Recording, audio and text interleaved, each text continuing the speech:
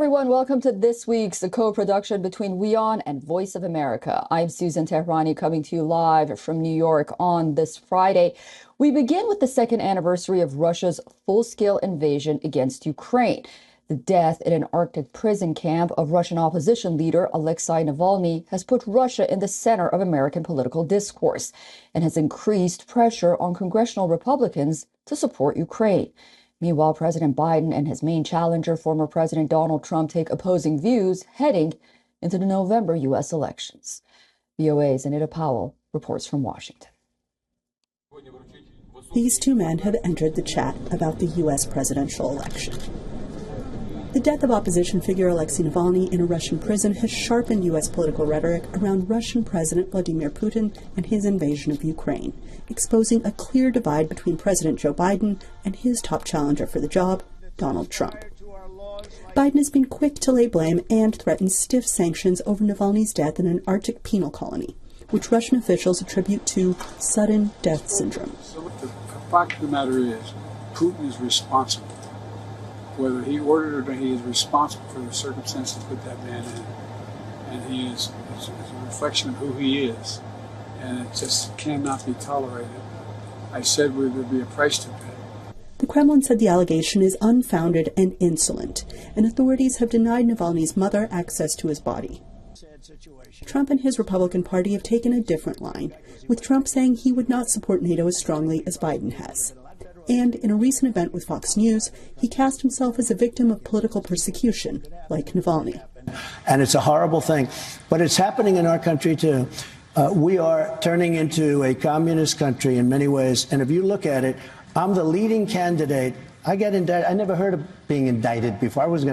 I got indicted 4 times. I have 8 or 9 trials, all because of the fact that and you know this, all because of the fact that I'm in politics. Trump was vague on how he'd end Russia's war on Ukraine, instead saying that if he had been president, Putin would never have invaded. Republicans have questioned why they should fund the conflict. Russian forces recently captured a key city, which the White House points to as proof that Ukrainian forces need urgent help. Some Republicans are confident they will pass the stalled $95 billion aid package.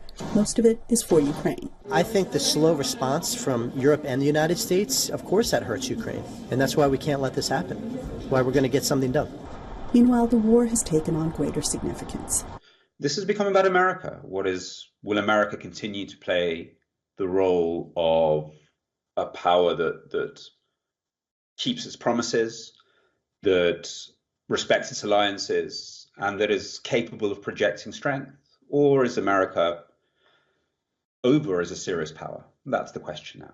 It's no longer about Russia or Ukraine. Moscow and Washington are nearly 5,000 miles apart. But as the U.S. hurtles toward November, their fates are more intertwined than ever. Anita Powell, VOA News, Washington.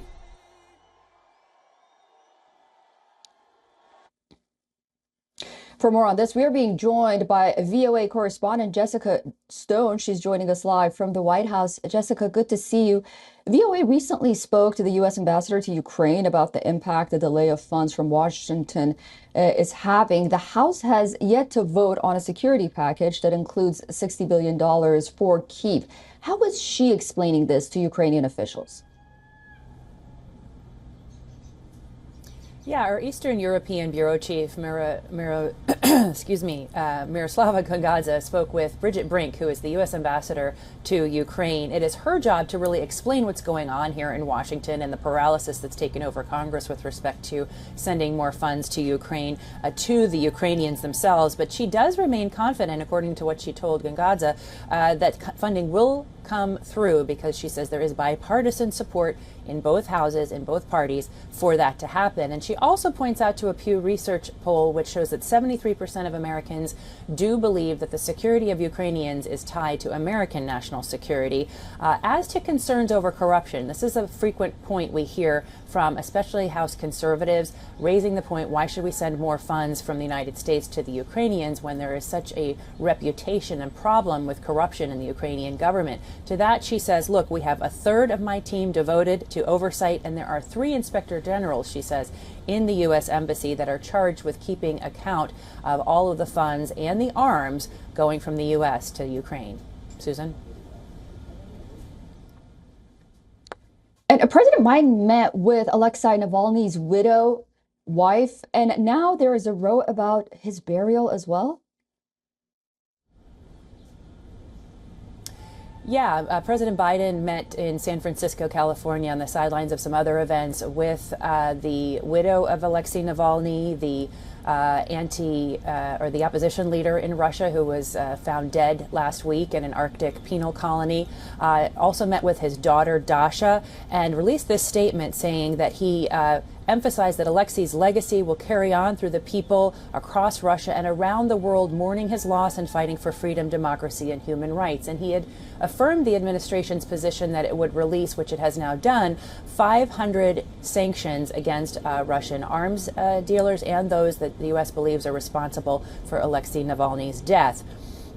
We also understand that Alexei Navalny's mother has been shown his body, but has been warned by Russian officials, and she calls it blackmail, that she should not have a public burial, that there should not be an opportunity for people to say goodbye, and that she should really hide the place of his burial. The implications there are, of course, that the Russians don't want there to be a site for people to visit for his body and to treat him as the martyr that many believe that he is. Susan? Yeah, Jessica, please stay with me to talk about our next story, which is about tomorrow's GOP primaries in South Carolina. And former U.S. President Donald Trump is running against Nikki Haley, his former UN ambassador, in her home state of South Carolina. Haley is yet to defeat him in a primary. So will this vote cement Trump's lead as the party's frontrunner and possible candidate for 2024? VOA's congressional correspondent Kathleen Gibson reports from South Carolina. The former governor of South Carolina telling voters she is a better choice than Donald Trump to beat Joe Biden and win the White House in November. Because we need someone who can serve 8 years uninterrupted, day and night, and focus on what it's going to take to get solutions for the American people. In this coastal town, voters say they're concerned about controlling the U.S. borders, and Haley is the best choice to do that.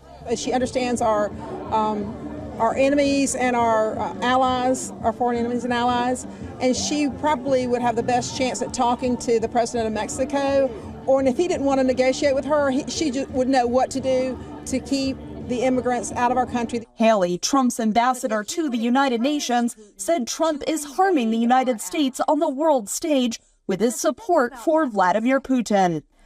Donald Trump is siding with a thug, where 500,000 people have been wounded or killed because Putin invaded Ukraine. Donald Trump siding with a dictator who kills his political opponents. But Haley is trailing Trump in all the polls in her home state. A USA Today poll conducted last week found 65% of South Carolina voters favored the former president over Haley. Trump telling Fox News earlier this week he is already thinking about his choice of vice president. If something should happen, you have to have somebody that's going to be a great president. And some South Carolina voters say the former president's previous White House experience makes him a better choice. Regardless of the politics of people think of him and stuff like that, he was a fine and great businessman, I think.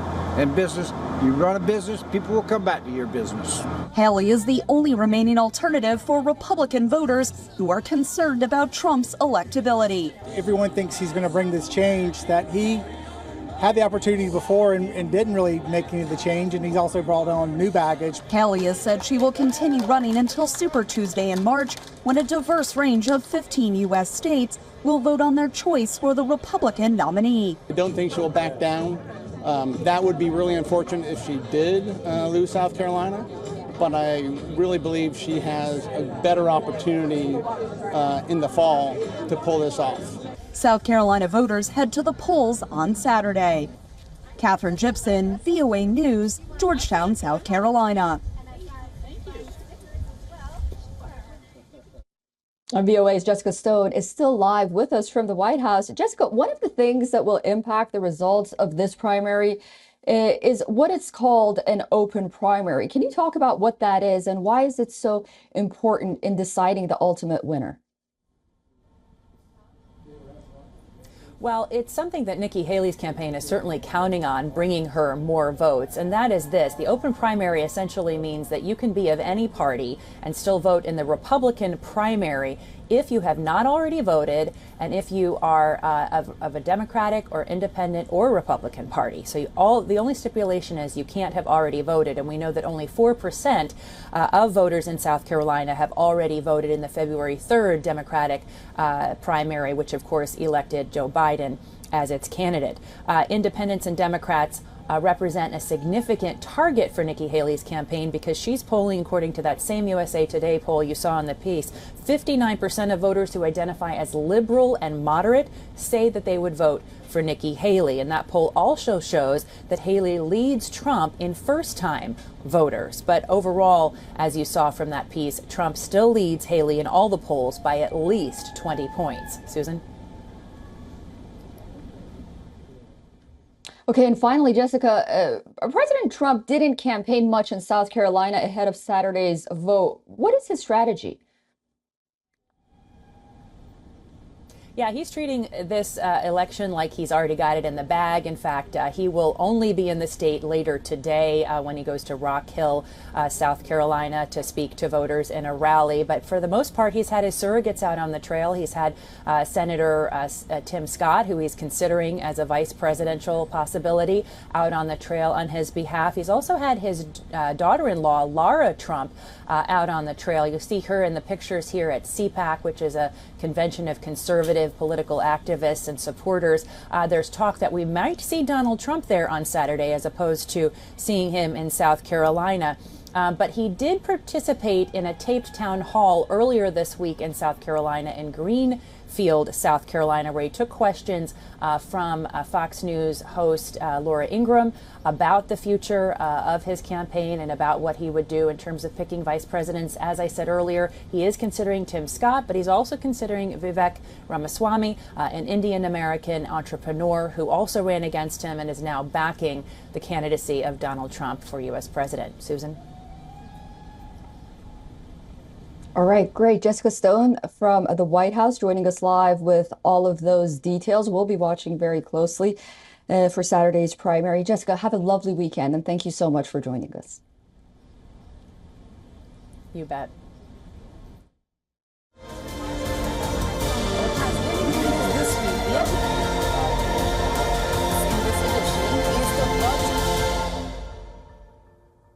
For all the latest news, download the WION app and subscribe to our YouTube channel.